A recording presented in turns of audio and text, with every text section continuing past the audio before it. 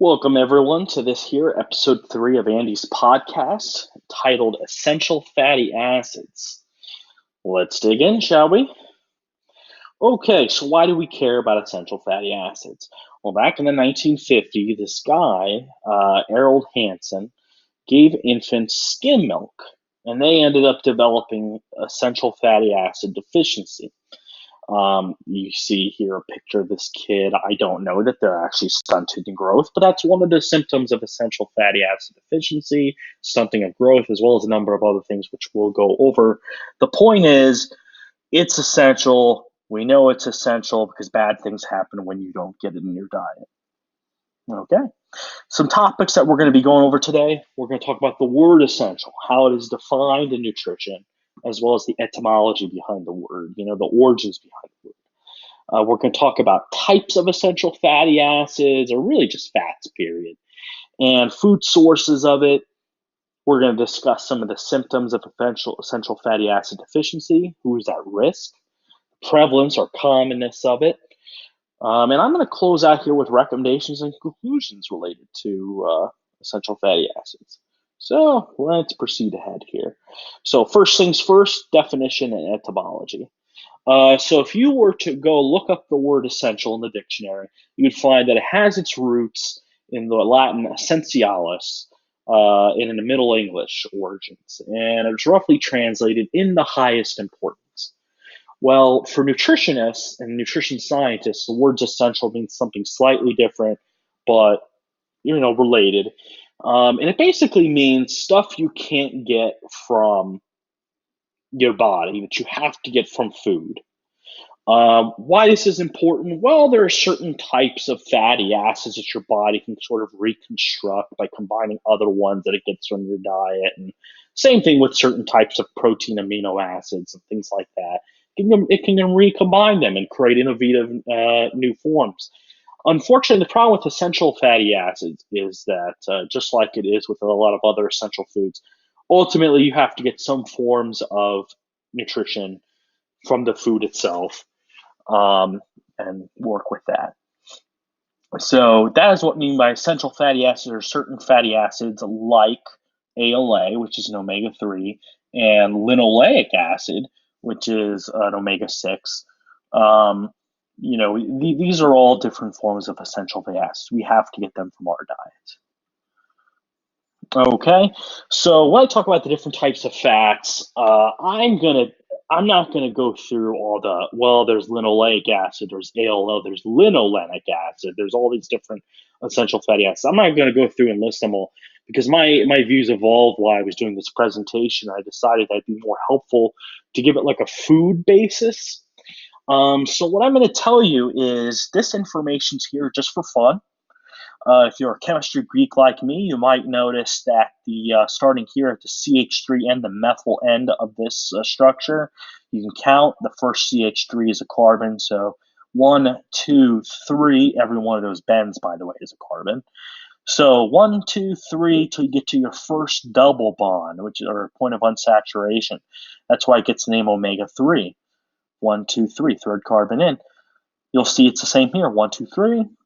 1, 2, 3 till you get to that first.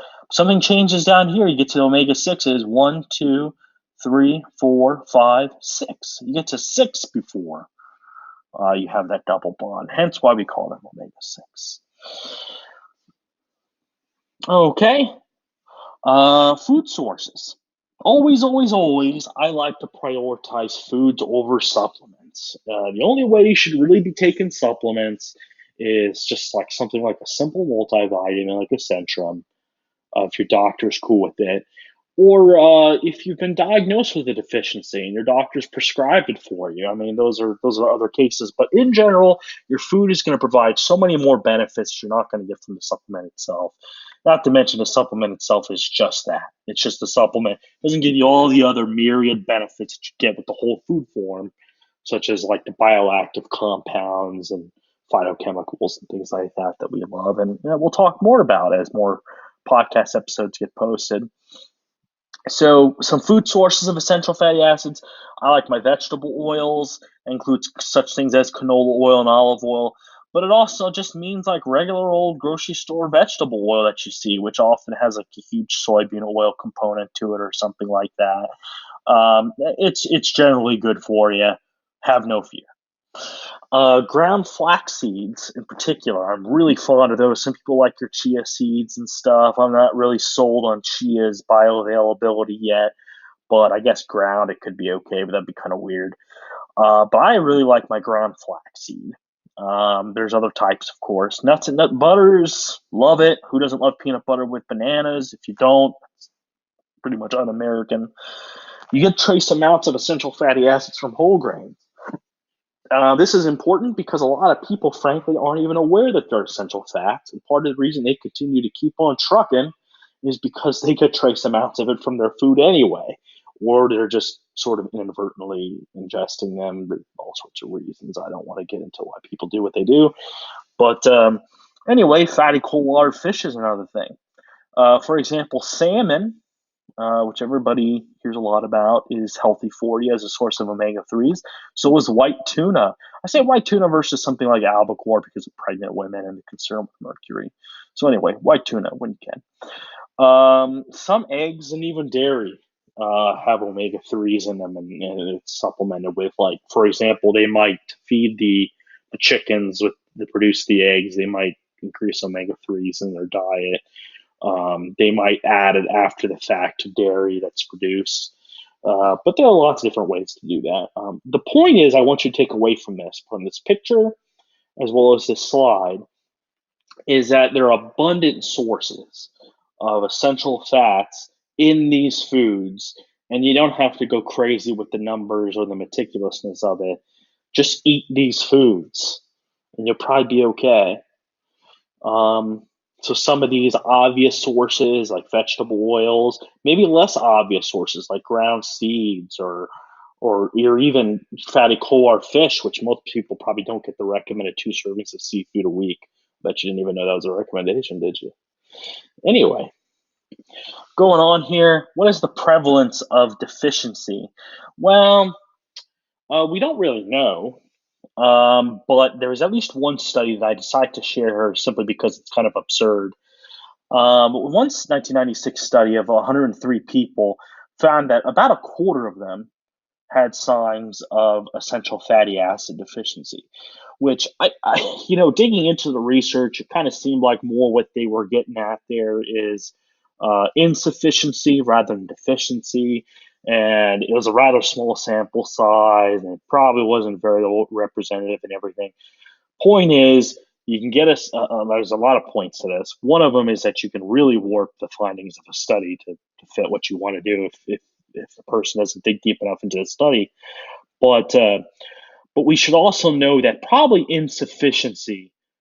If I had to guess, I would say this slide probably indicates more insufficiency. So my guess is probably that 1.25 of your friends is insufficient on omega-3s and things like that, and we want to increase that. Signs and symptoms, how would you know if you're deficient?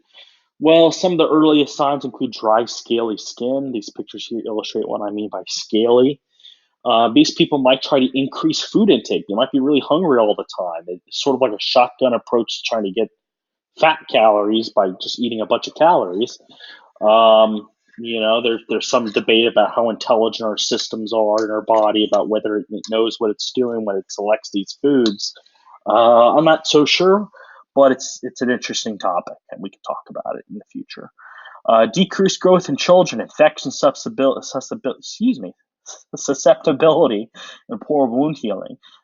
In the case of omega-3s, you'll have vision problems and neuropathy being very common. Okay, so who's at risk? The people who are most likely to be fatty acid deficient, or people who are literally starving, so they're not getting enough calories, period. People have diarrhea, so things are running through them too quickly to actually be absorbed well. Catabolic illnesses like HIV, AIDS, before we really develop these antiretroviral drugs that are highly effective, as well as things like certain forms of cancer, cachexia, things like that. Intestinal malabsorption disorders make sense, right? Anything that's going to affect what you put in and how you actually absorb it. Going on here, what are my recommendations? I want to make it absolutely clear. We stick with those foods that I mentioned before that I showed on those slides. Get a variety of them in. Consider some novel new ways to take it in, like omega threes from flaxseed and add it to your foods, or maybe even just not being scared of fats is probably priority number one because they are essential. Um, so I'm going to ask that people replace saturated fats from dairy and meat. So, like really fatty sources of dairy and meat. I'm going to ask you to replace that with unsaturated oils, like from omega 3s. That's going to be a better solution than just adding calories wholesale without really like doing some accounting and withdrawing the calories from somewhere else. So, we're looking to substitute. Use those vegetable oils, use ground flax and nuts and things like that in novel ways. Add them to salads and other cool stuff. Look for those really expensive eggs and dairy products at the grocery store that have omega 3 fats to them and everything. And, if you're somebody who's highly at risk or susceptible, might not be a terrible idea. There's worse things you can spend your money on. And so we talked about a lot of information, what we mean, nutritionists mean by using the word essential, why fats are essential, what it looks like if you become deficient, food sources of it, not to be afraid of fats, things like that, and to be especially cautious of deficiency during conditions that might make you susceptible to it, like diarrhea and starvation and stuff like that, just to be aware of it. I hope you got something out of today's podcast. And in the future, I will be looking to add more and more interesting content. Thank you.